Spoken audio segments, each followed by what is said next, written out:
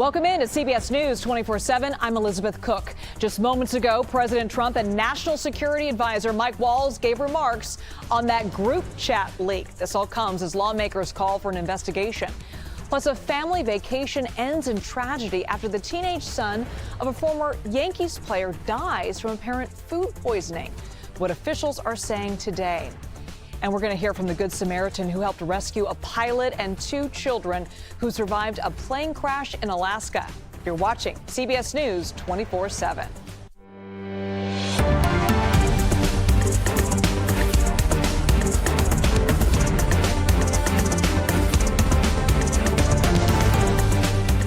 Welcome in. Lawmakers calling for an investigation into a group chat where Trump administration officials shared plans for an attack on Houthi targets in Yemen. The editor-in-chief for The Atlantic, Jeffrey Goldberg, says he was accidentally included in the Signal chat and that 18 people were in that chat, including Vice President J.D. Vance, Secretary of State Marco Rubio, Defense Secretary Pete Hegseth, and National Intelligence Director Tulsi Gabbard. Now, Goldberg wrote that Defense Secretary Hegseth shared operational details about the forthcoming strike, including the timing, the targets, and the types of weapons used. He also reported that once the strikes concluded, people in the group chat exchanged emojis in celebration, including flames, fist bumps, and American flags. And this morning, lawmakers held an annual hearing on threats facing the U.S. But given the bombshell Atlantic report, much of that hearing was spent grilling officials like the Director of National Intelligence, Tulsi Gabbard, CIA Director John Ratcliffe, and FBI Director Kash Patel. Did this conversation at some point include information on weapons packages, targets, or timing? Not that I'm aware of. Director Gabbard, same question. Same answer, and defer to the Department of Defense on that question. Well, those are 2 different answers, but you're saying that was not part of the conversation. That's my knowledge. Well, the White House is responding to all of this. Just moments ago, President Trump had this to say. Certainly we'll look at this, but the main thing was nothing happened. The attack was totally successful. It was, I guess, from what I understand, took place during, and it wasn't classified information. So this was not classified. Now, if it's classified information, it's probably a little bit different. But I always say you have to learn from every experience. I think it was very unfair the way they attacked Michael. He's a good person. The person that was on just happens to be a sleazebag. So maybe that's just coincidence. I don't know. Our CBS News team has been following this story all day long. Senior national security correspondent Charlie D'Agata is at the Pentagon. He's standing by for us. But we begin with the White House. Reporter Olivia Rinaldi. Olivia, we just heard from the president. What else is the White House saying about all of this? Well, that's right. We're hearing for the first time President Trump commenting on this Signal group chat debacle that has really captured Washington at this moment. Trump, you heard him there saying that there was no classified information shared in this group chat. That's something we heard from Defense Secretary Pete Hegseth yesterday, although Jeffrey Goldberg, the man who wrote the article and was in the group chat, says that there was classified information shared as a result in there. Trump also said that he does not think Mike Waltz, the national security advisor, needs to apologize for using the Signal app. He also said that Waltz is doing his best and also blamed the technology, saying that sometimes the technology isn't perfect. We have a little bit more sound we want to play for you here of Trump talking specifically about the Signal app usage and Mike Waltz and his role in all of this. Take a listen. They used a app, if you want to call it an app, that a lot of people use, a lot of people in government use, a lot of people in the media use. And I think I'll ask Mike. Mike is here. Do you want to respond to that, please? Yes, Mr. President. You asked about lessons. I think there's a lot of journalists in this city who have made big names for themselves, making up lies about this president. Well, there you hear the National Security Advisor Mike Waltz talking about Jeffrey Goldberg. He went on to say that he's never met Goldberg and he doesn't know him. Still begs the question, though, how a journalist who he doesn't know got into a group chat by his invitation through his contacts. I've used Signal before. When you make a group chat, you often have to invite people who are from your contacts. Certainly raises a lot of questions there. Trump went on to say they're looking at the use of Signal for national security, adding that a lot of people do use it. A lot of Trump administration officials use it. People in the media use it. It's a very commonly used app in this town, that's for sure. Certainly raises a lot of questions, though, going forward about how war plans and classified information will be talked about, whether or not Signal will be an app that's still used by Trump administration officials. Yeah, moving forward, I doubt that. Olivia, other big news out of the White House today, a small change in the relationship between Russia and Ukraine. What are the details here? Well, Liz, it looks like it's an expanding ceasefire between Ukraine and Russia. This is the result of 3 days of very intense negotiations in Riyadh, Saudi Arabia, between the Ukrainians, the Russians, and the U.S. Now, the U.S. was acting as a mediator for all of these discussions. The Ukrainians and the Russians never met face-to-face in Saudi Arabia. The U.S. was doing all of these negotiations. What we know as a result today, the White House announced that there is essentially a ceasefire in the Black Sea, that they will not use military force in the Black Sea. This is to ensure safe navigation and also to make sure that any commercial vehicles, boats that are being used in the Black Sea are not used for military purposes. That was part of what we learned today from the White House. Two other things I want to note from readouts that we got from the White House. They also said that the U.S. will help restore Russia's access to the world market for agricultural and fertilizer exports. This is pretty big. If you remember back when the war started about 3 years ago, there were sanctions placed on Russia's ability to export fertilizer, and that caused price of food to spike about globally, essentially, because they're so crucial in fertilizer exports, in grain exports and cultivation there. So that was key, hearing that they will be open to some of that trade again. We also saw the USA, they remain committed to getting home Ukrainian prisoners of war.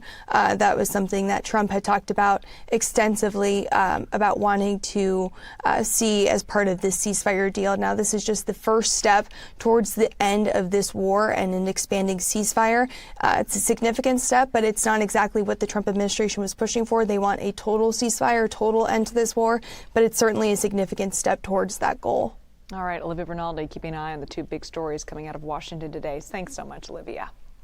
Now, during the Senate hearing, Intelligence Committee Vice Chair Mark Warner had some harsh criticism for those involved in that Signal chat. Let's take a listen. There's plenty of declassified information that shows that our adversaries, China and Russia, are trying to break in to encrypted systems like Signal. I can just say this: if this was the case of a military officer or an intelligence officer and they had this kind of behavior, they would be fired.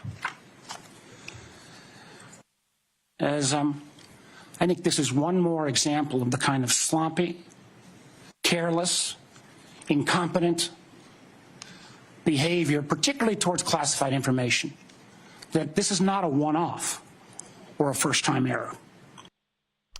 All right, let's bring in CBS News congressional correspondent Nicole Killian. Nicole, what explanation did intelligence officials give for this Signal group chat?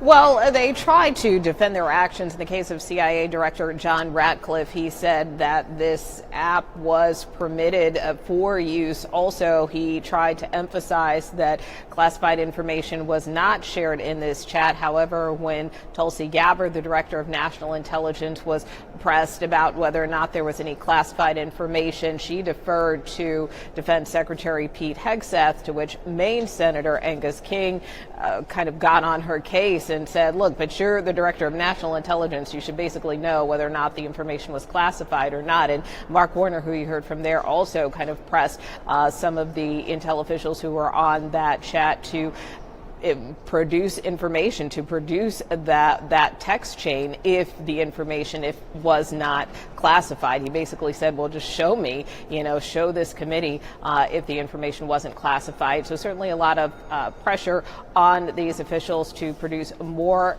information. Despite the explanation that they gave the panel, they did meet in closed session late this afternoon, and we are expecting another hearing tomorrow in the House. Yeah, I mean, I want to lean into that a little bit, Nicole, because how are lawmakers responding? We heard from the president earlier today. It doesn't sound like, at least for now, that anybody's going to get fired. Should we expect any action to come out of today's hearing from lawmakers there, possibly tomorrow? Yeah, well, I'm talking to a number of congressional Republicans today. I mean, look, for the most part, they are coming to the defense, particularly of National Security Advisor Michael Waltz, who is a former member of Congress. Speaker Johnson made clear he does not think he should resign. Other Republicans that I talked to said that they didn't feel that that was warranted, that this was up to the administration to probe. But there are calls for a congressional investigation. That is something certainly that many Democrats are pushing for, although late this afternoon we did hear from Senate Majority Leader John Thune, who suggested that the Senate Armed Services Committee may look into this further. That is something that the chair, Roger Wicker, as well said they may want to get more information. They may want to see that text chain for themselves, bring some people in for some hearings. So it's possible we could see more come from this incident. All right, Nicole Killian live for us on Capitol Hill. Thanks so much, Nicole. Well, the fallout over those messages regarding highly sensitive information is growing. National Intelligence Director Tulsi Gabbard was grilled by senators during a hearing on worldwide threats with the Senate Intelligence Committee. They wanted to know just how sensitive that information actually was. Let's take a listen. Senator, I can attest to the fact that there were no classified or intelligence equities that were included in that chat group at any time. So, and I so the defer, attack sequencing and timing and weapons and targets you don't consider should have been classified? I defer to the classified? Secretary of Defense and the National Security Council on that question.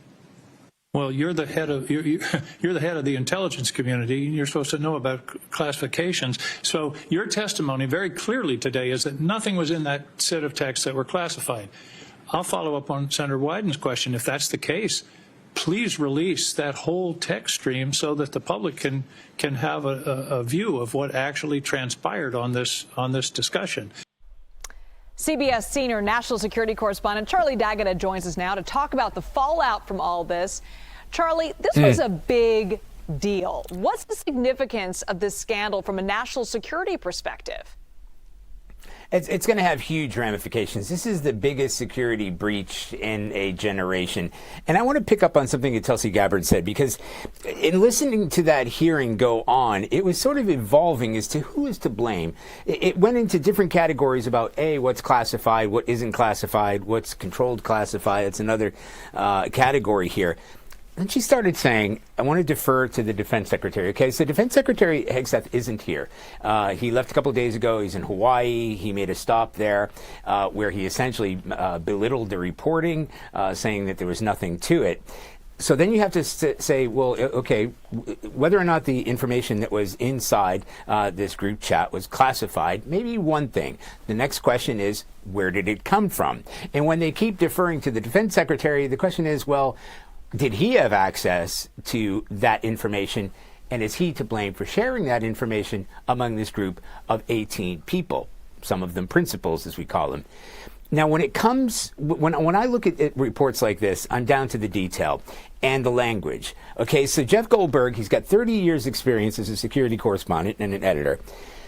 Inside his report, he says at 11:45 a.m. on March 15th, Mr. Hegseth posted an operational details of forthcoming strikes on Yemen. These are quotes. He's not paraphrasing here. Including information about targets, weapons the United States would be deploying, and attack sequencing. The information in them, had they been read by an adversary of the United States, could conceivably be used to harm Americans in the Middle East, intelligence, particularly in the broader Middle East. And that's where it nails that question. When I hear about weapons packages, when I hear about sequencing, that is a level of detail. And remember, he has pointed out here, he has more detail than that he didn't feel comfortable in sharing. So when the senators were asking, well, if this was unclassified information, let's see the whole report. And there may be questions about to Jeff Goldberg himself. Go ahead, make it public. I'm sure he's reluctant to do that for all kinds of reasons, not least legal reasons, not least national security reasons of sharing the information that he's got. You know, this is why this story has really just begun. It's going to play out. The defense secretary really has got something more to say about the level of classification of the information, the fact that it was shared at all on an unclassified app or system, and that it was given, well, I mean, aside from the fact that it fell into the hands of a journalist and then made public. You know, this is the only reason it's come to light. But if it had not come to light, sharing that information in an unclassified channel is still wrong. Yeah, exposed some major loopholes there. All right, Charlie D'Agata, thank you so much for being with us. New details in the search for a family who disappeared after a trip to the Grand Canyon. What authorities discovered next.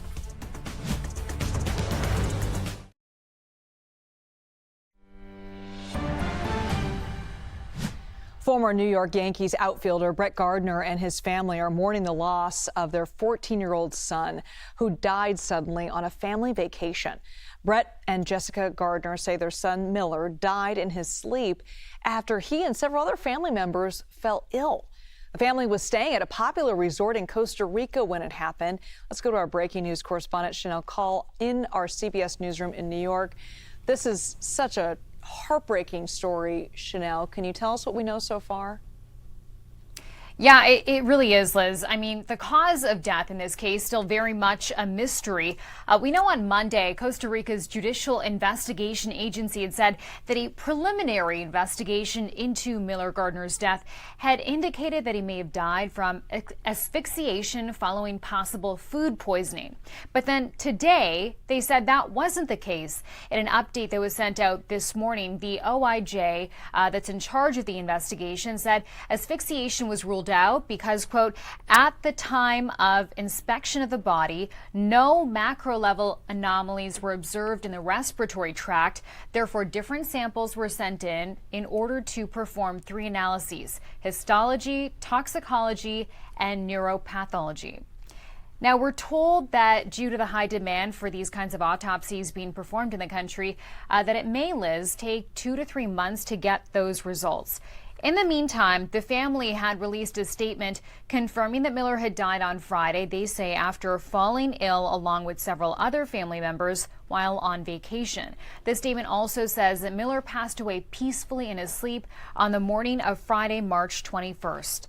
And the luxury resort that the family was staying at, Liz, they say, we will continue to work with the family and officials on this tragic matter. The family, they say, did not eat at the resort restaurants for lunch or dinner the previous day. Additionally, they say on March 14th, we had an inspection by the health ministry in which the hotel passed with a 98.5 out of 100.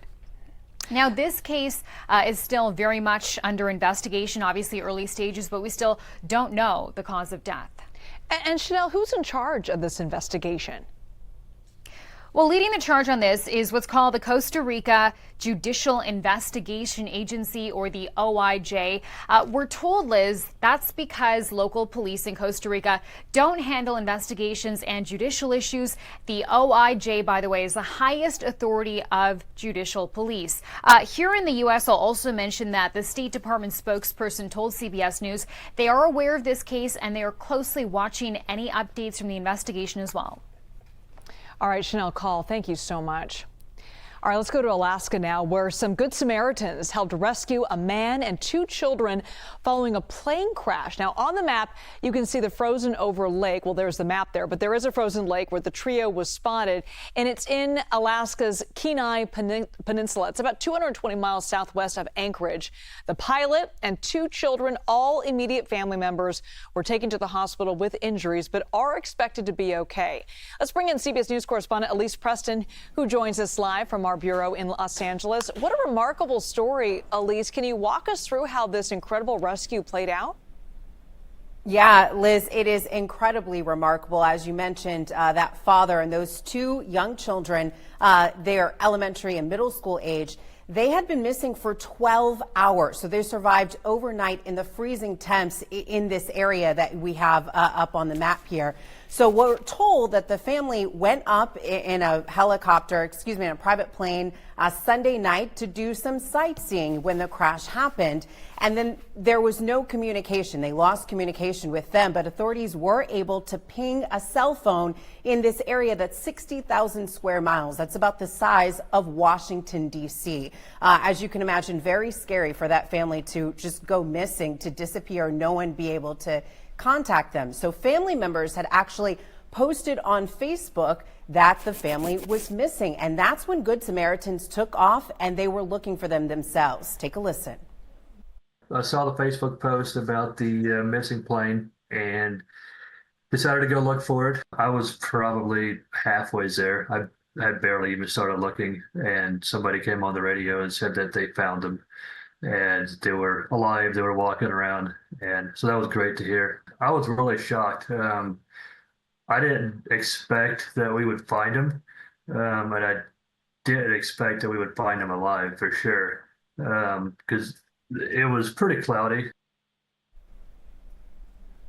And as you heard, those three, they were just walking around. They were taken to the hospital, as we mentioned, and they're expected to be okay. Family members got back on Facebook, and they thanked everyone who took to themselves and took to the lake area to look for that family. Unbelievable, and I can't believe he was so lucky to actually find them.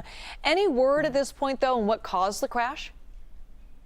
It's not known right now, Liz. The NTSB is looking into it, so they are talking to the pilot and they are also looking at the aircraft. But it is interesting to note, Liz, that authorities have said that this area is really prone to dangerous winds that pick up all of a sudden. So we'll see if that had a factor, if that played a factor in this crash. All right, Elise Preston, thank you so much. All right, we follow our map to Kansas now, where a highway patrol trooper rescued a kidnapped 6-year-old girl during a traffic stop. The trooper stopped an SUV and found the little girl inside, along with a passenger who had a warrant for kidnapping. Police say the kidnappers coached the little girl to lie about her name, and eventually she told police her real name, and the two men were taken into custody. Police say the child was not physically harmed. And jumping the map to New York, where Luigi Mangione is asking for a laptop in jail as Mangione awaits trial in the killing of United Healthcare CEO Brian Thompson. He is requesting the computer for legal purposes. Lawyers for Mangione proposed he get a laptop set up for the sole purpose of viewing the huge pile of documents, videos, and other material in this case. No immediate response from the Manhattan DA's office. New numbers out today show the measles outbreak in Texas has grown to 327 cases. That's up from the 309 cases confirmed at the end of last week. Health officials say nearly all cases are in unvaccinated individuals or in folks whose vaccination status is unknown. All right, let's go to California now. Live look at San Jose, where it is yet another very warm day. Parts of the West could see record highs today. And you look at your map, Zoe, so much of the West is just red with all these high temperatures. We're breaking records, too. Yeah, breaking records left and right all across the Southwest and Texas today. Likely going to be Dallas's first 90-degree day of the year. Wow. Yeah, so the heat is on for many locations from Texas all the way to the West Coast as an area of high pressure is building over basically the entirety of the West Coast of the United States. It's really bringing the heat, though, across the desert Southwest, where today we are likely going to be breaking record high temperatures, 99 degrees for Phoenix. That is extremely hot. Again, that is a record high for this time of year. They aren't normally used to seeing 100 degrees. I also mentioned Austin, Texas, 91 degrees is a forecast high, along with Dallas, Texas, heading over to San Jose, California, nearly 90 degrees. Again, this is not normal for this time of year, and it's spanning all the way up to the northeast or the northwest, the Pacific Northwest, 69 degrees in Seattle, Washington today, and even 76 in Portland, Oregon. Again, that is extremely high for this time of year. And breaking down the exact reason why we're seeing this kind of heat, like I said, high pressure. That's going to continue to dominate the west coast of the United States throughout the day today, tomorrow, and that high pressure will continue to nudge east by the time that we step out mid to late this upcoming week. That's the reason that we're seeing 15 to 25 degrees above average high temperatures all across the west coast, while the east is feeling slightly cooler air. By tomorrow, we'll still be feeling those 15 to 25 degrees above average before that area of high pressure nudges a little bit farther east. The central parts of the United States going to be seeing upper 70s to 81 degrees in Omaha, Nebraska by Friday afternoon. That is about 25 degrees above average for this time of year. Again, this is going to be the heat that is going to fuel the potential for severe weather by the time that we step out this weekend, and likely going to stay well above average over the next 6 to 10 days as well. And again, with severe weather season, the above average temperatures, not the greatest news when it comes to having to deal with the threat for severe weather. This is going to be Sunday and into Monday. You can kind of see that band setting up. It's a bit far in the future, so this is the most accurate model that we have. This is the European model, and it is kind of a little bit distant to let you know. But what we do know for sure, Sunday and into Monday, those warm temperatures, record-breaking today, tomorrow, and through the midweek, are going to be fueling that chance for severe weather. So Liz, it's nice weather this time of year. It's pretty nice to get out to enjoy the above average temperatures, but just keep that in the back of your head. That's also fueling severe weather threats this weekend. Right, that's good to know. But I'm not ready to put away my sweaters yet. No. That needs to be in like a couple months. Exactly. Don't you worry, big cool down is on the way for the West Coast. I like what you're saying. Thank you, Zoe. Well, there's a lot of talk about the Signal app used to discuss these highly sensitive military operations, but what exactly is Signal and who uses it? We break it all down for you next. You're watching CBS News 24/7.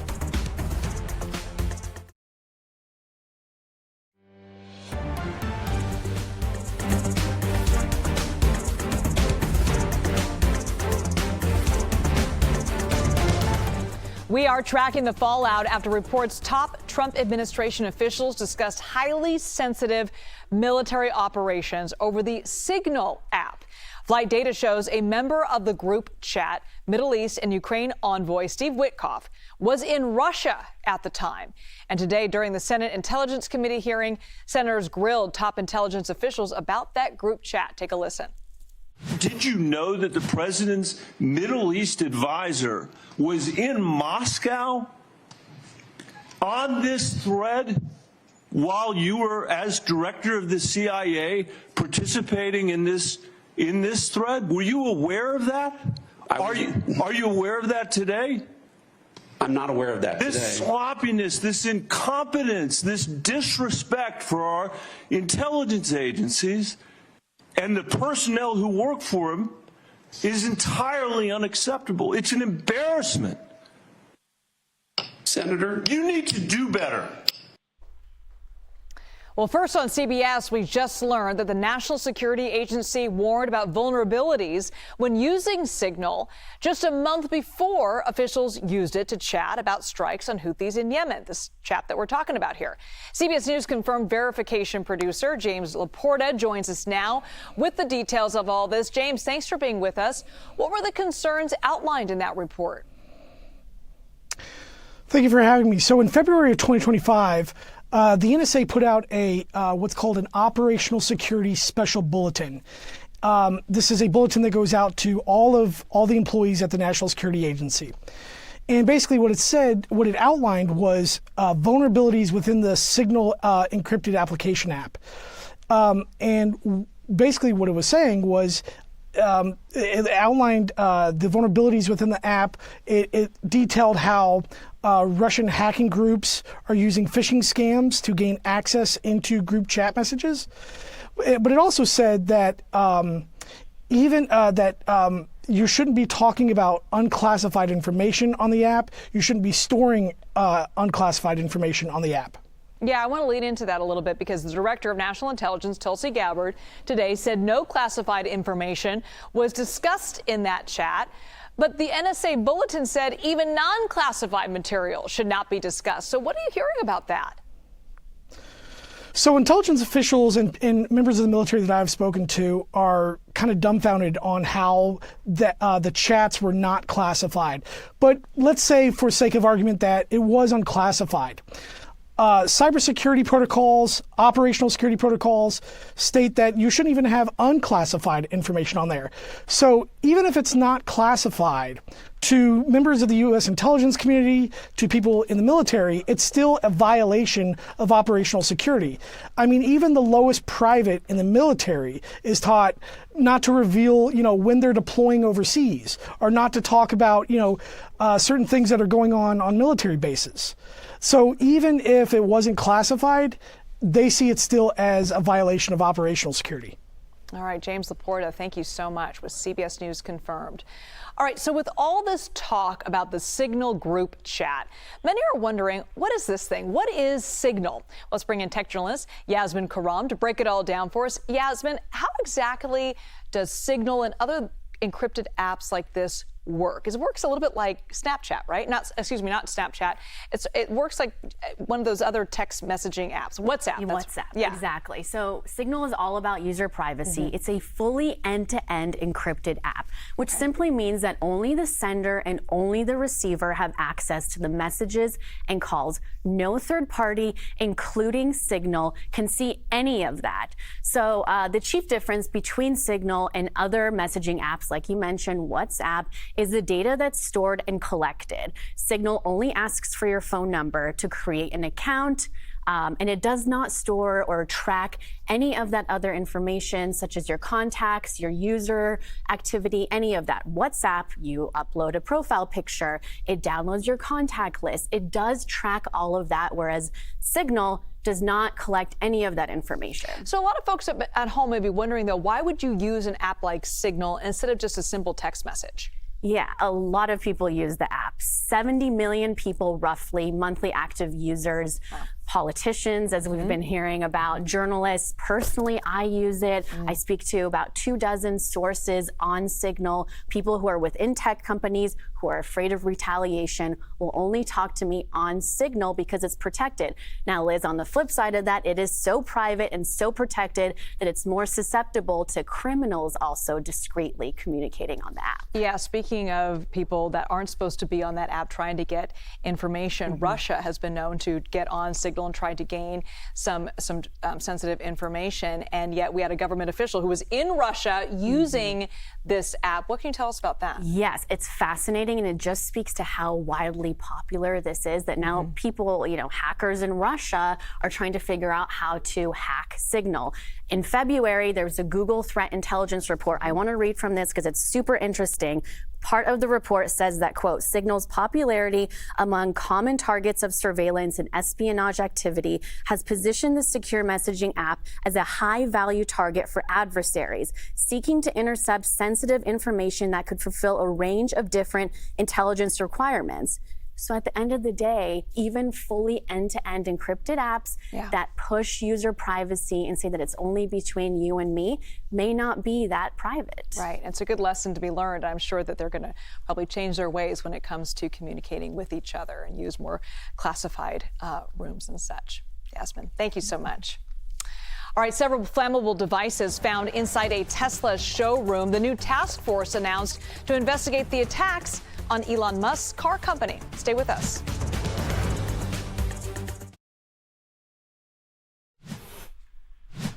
Jumping the map to Arizona now, and an update in the search for 3 women who disappeared while driving from the Grand Canyon to Las Vegas. The family's rental car last pinged on the I-40 about a mile away from a winter storm and a deadly crash involving more than a dozen cars. CBS News reporter Andres Gutierrez tells us police found an SUV matching the description in the pileup.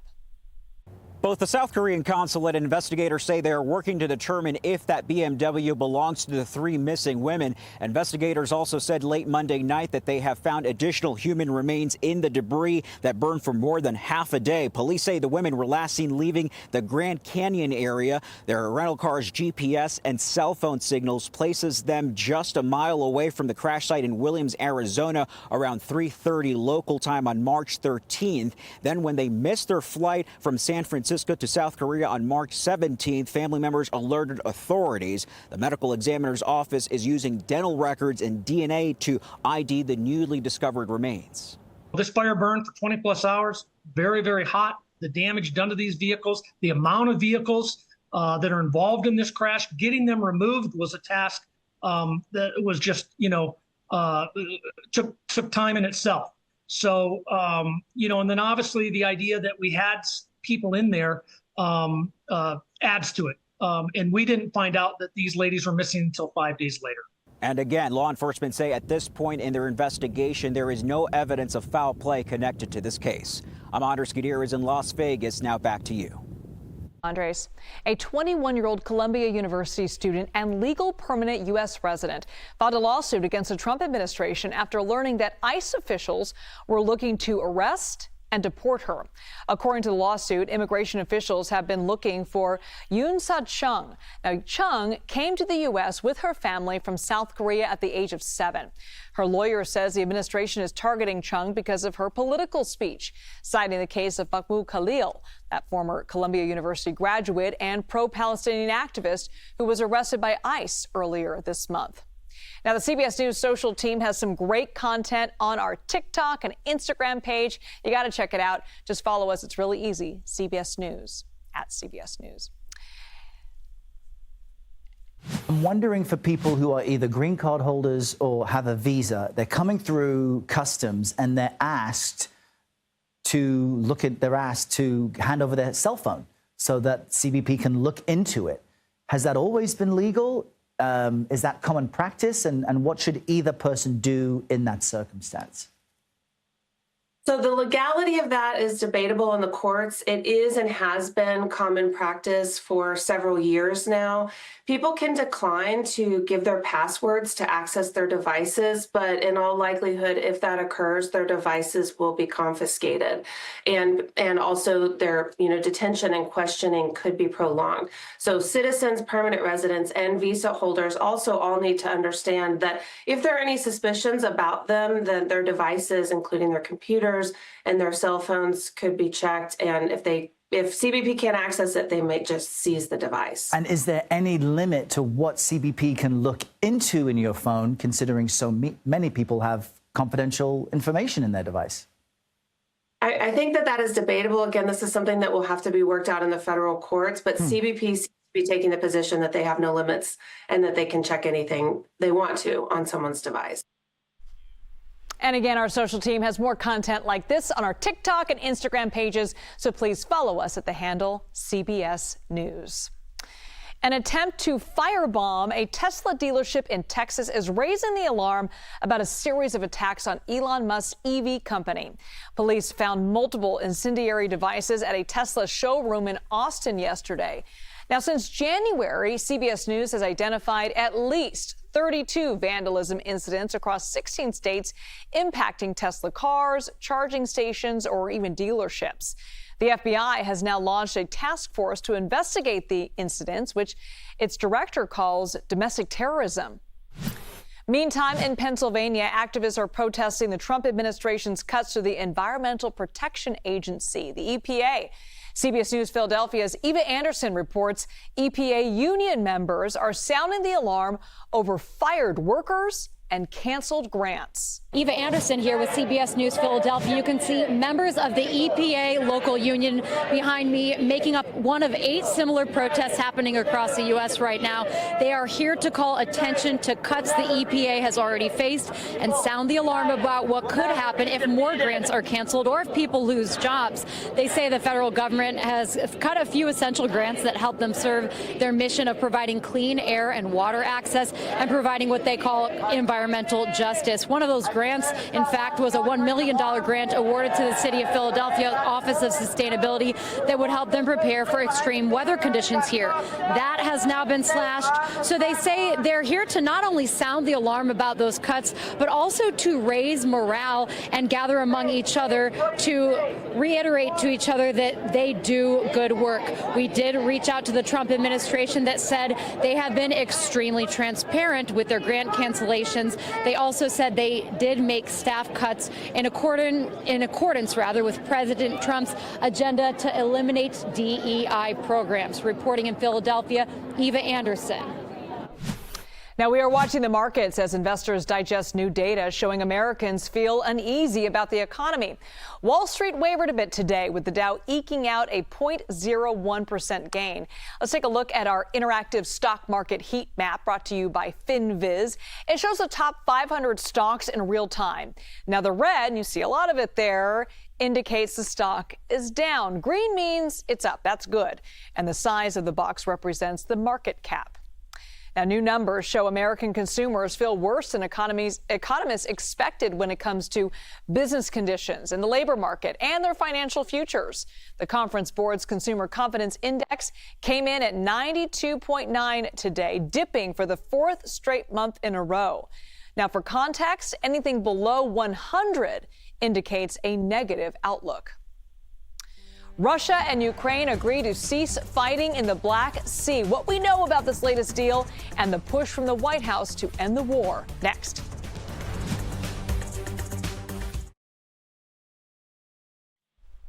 The nation's infrastructure report card is out, and it highlights a need for major improvements. The report looks at 18 different segments of infrastructure, including the nation's aviation system, which earned a D+. The low marks follow January's deadly mid-air collision in Washington.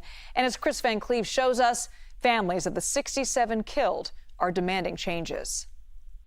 It's so much loss. It's so much unnecessary loss. Rachel Ferris feels like she has to be a voice for those silenced in January's mid-air collision over Washington, D.C. I want people to remember that all 67 souls on board were precious. They were beautiful. This isn't just an accident that we move on from. Among them, her cousin Peter Livingston, his wife, and their 2 young daughters. They won't get married. They won't have babies of their own. And they deserved that. They deserved that. She wants lawmakers and the FAA to take action now to make flying safer. The newly released infrastructure report card gave the U.S. aviation system a D+, unchanged from 4 years ago, due in part to the slow pace of modernization and a funding gap of $114 billion over the next 10 years. While we have made progress, there certainly are warning signs and that tell us that we need to further invest. Transportation Secretary Sean Duffy is now calling for rapid updates to the country's aging air traffic control system. Does it upset you that it takes people dying to get attention to make a change? Somebody called it a tombstone mentality. Every regulation is written in blood, and that's not the way we should be doing things. I think that's outrageous. Overall, the nation's infrastructure earned a C. 8 of the 18 segments showed improvement. The authors credit the billions of dollars spent through the infrastructure bill for that. The areas that underperformed tend to have large gaps in funding needs and also need to build towards better resiliency against severe weather. Chris Van Cleve, CBS News, Dallas. All right, news we are following around the world. The U.S. says an agreement was reached to ensure safe navigation of the Black Sea. This comes after talks with the Ukrainian and Russian delegation in Saudi Arabia that was aimed at reaching a ceasefire.